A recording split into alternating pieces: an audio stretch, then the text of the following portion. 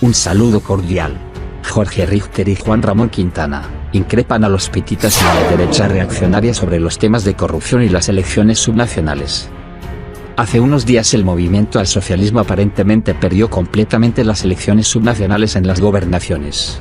Los pititas, la derecha y periodistas afines a los golpistas celebraban la aparente derrota del movimiento al socialismo. En ese contexto Jorge Richter les dio una dura respuesta, recordándoles su cobardía cuando ellos pierden. Y como ellos andan gritando fraude, y no aceptan su derrota. Son malos perdedores. ¿Por qué perdieron las 4 gobernaciones? El análisis, por favor, que se ha hecho.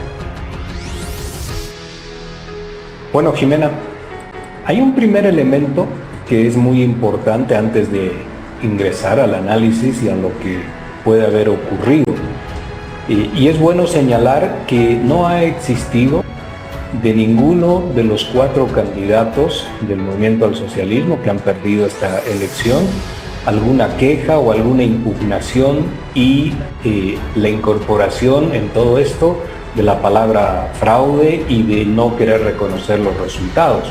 Estas elecciones se han perdido, como usted ha señalado ahí, y se han reconocido los resultados y se ha asumido la derrota de las 4 gobernaciones sin tener que haber señalado lo que le estoy mencionando. Esto desvirtúa, y es bueno también decirlo, esto desvirtúa esa permanente narrativa de acudir a la palabra fraude, al tema de un padrón inflado, al tema de que el fraude o la distorsión o el engaño está en el sistema. Ahora que la victoria ha favorecido a los sectores que son opositores al movimiento al socialismo, nadie ha traído a colación el tema del fraude. Y eso también es muy importante en relación con lo que ha pasado en las elecciones anteriores, 2020 y 2019. Eso era importante siempre señalar. El otro aspecto, Jimena, es que también se está mirando estas elecciones como si hubiese sido una derrota catastrófica, y hay que mirar el conjunto. Lo que ha ocurrido el domingo pasado ha sido la finalización de la conformación o la estructuración del poder político en el país y del reparto de las legitimidades en Bolivia. Y hay que tener una mirada general de lo que ha ocurrido en todo ello. Si usted quiere, respondiendo puntualmente a la pregunta suya, pues está absolutamente claro que en el país se ha instalado un clivaje que va optando por las preferencias más anti-más.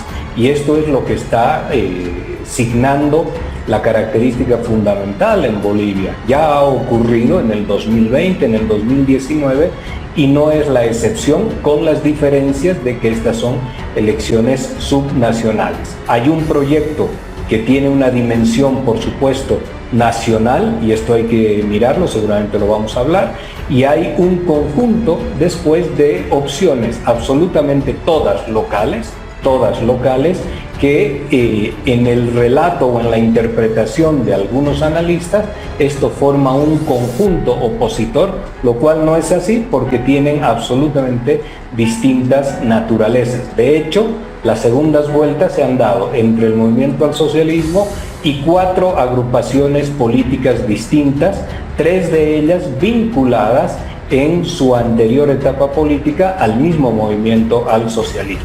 Esa es la realidad de lo que está ocurriendo en el país. Por supuesto, como cualquier partido político, siempre se espera la victoria y que ésta favorezca o pueda ser contundente.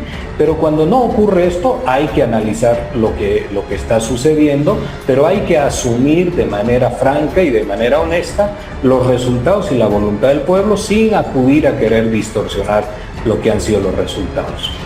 Claro, alguien podría interpretar que su respuesta viene cargada con anestesia, es decir, no nos ha ido bien, pero los otros no son solamente no es un solo frente, son diferentes frentes. El punto, Jorge, pero ahí hay una el gobierno respuesta, puso toda Jimena. la carne en el asador, ¿no?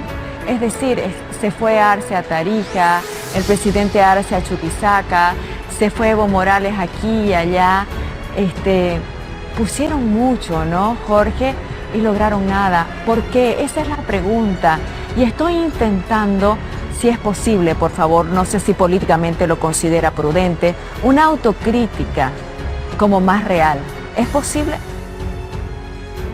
Hay que señalar esto, Jimena. Todos los gobiernos los partidos políticos, en la medida de sus posibilidades y de su dimensión también, hacen los esfuerzos para ganar la elección. Por ello, el presidente Arce ha acompañado este proceso. Por ello, el expresidente Evo Morales también ha estado de manera presente, porque representan un mismo interés y a una misma votación. No hay que dejar, Jimena, de mirar el contexto nacional de todos los actores políticos. No solamente en el país hay que tener la atención puesta sobre lo que hace el movimiento al socialismo, lo que hace el señor Arce, lo que hace el señor Evo Morales o el señor David Choquehuanca, porque no existe mayor verdad que la que establece el poder. Esta no es una frase mía, es una frase de Foucault, pero esto es lo real.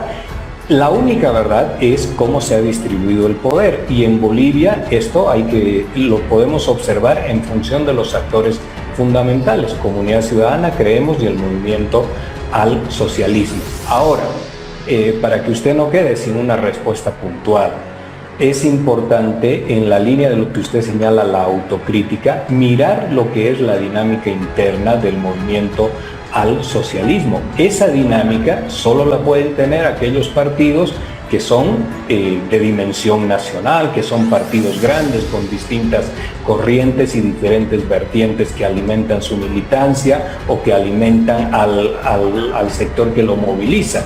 En esa perspectiva, sin lugar a dudas, se pueden haber cometido errores y se van a analizar hacia adelante, de eso no tenga usted duda. Pero ¿cómo ha quedado compuesto ahora el poder y la distribución de legitimidades en lo que significa gobierno central, gobiernos departamentales, gobiernos municipales y control de las asambleas legislativas departamentales de las gobernaciones? Ese es el poder, y ahí no hay mucho más que intentar leer lo que los resultados dan y las presencias que se tienen a nivel nacional. Lo otro después pueden ser también unas interpretaciones queriendo o deseando ver una crisis, pero en realidad usted ahí tiene los números. Hace unas horas se destapa un caso de corrupción del ministro de Desarrollo Rural, Edwin Characayo. Al respecto, el exministro de la Presidencia, Juan Ramón Quintana, respondió a las críticas de la derecha golpista. Señaló que, si bien se cometió el hecho de corrupción, la miseria de la derecha fascista lo utiliza para realizar campaña de desprestigio al movimiento al socialismo. Escuchemos sus declaraciones. Bueno, todos los casos de corrupción normalmente son tratados por la derecha como una cuestión política. Lo que yo he dicho, que este caso del presunto acto de corrupción del ministro Characayo va a aparecer como intrascendente desde esa perspectiva, desde la perspectiva política, porque a la derecha no le interesa ni siquiera la sanción, ni siquiera hacer el seguimiento. Lo que le interesa es el escándalo, es el escarnio público, ¿no? Es condenable, y lo digo categóricamente, es condenable todo acto de corrupción que vaya de un peso a 1 millón, a 100, a 500 millones de dólares, es condenable, pero creo que lo que no es razonable es convertir actos de corrupción en una campaña política para denigrar un movimiento político, para generalizar una fuerza política y para criminalizar a la fuerza política. Por lo tanto, reitero, no es que sea intrascendente el acto en sí mismo es condenable, pero ese acto de corrupción va a ser utilizado políticamente por la derecha. Consecuentemente, lo que tenemos que explicar es que no puede haber tolerancia bajo ninguna circunstancia a la corrupción, pero tampoco se debe hacer escarnio político de un acto de corrupción. Para eso están las instituciones penales, para eso está la fiscalía, la policía, los jueces, para que puedan investigar los casos reales de corrupción.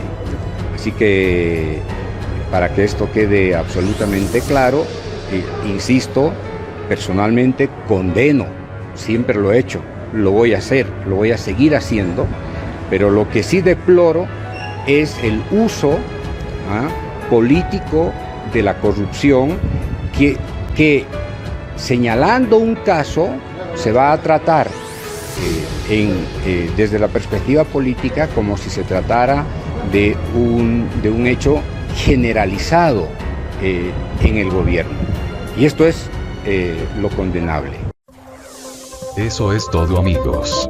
Manténganse informados.